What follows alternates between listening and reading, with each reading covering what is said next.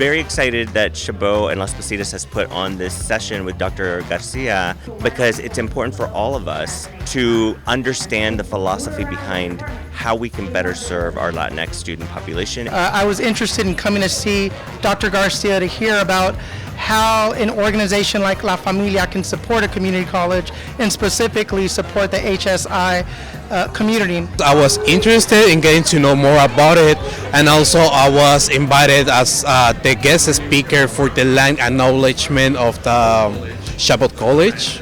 El evento de hoy se necesitaba desde hace tiempo. El evento de hoy fue muy bien organizado.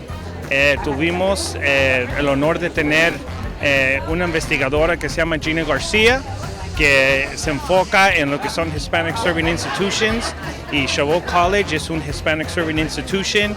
Thank you, Dr. Gina Garcia.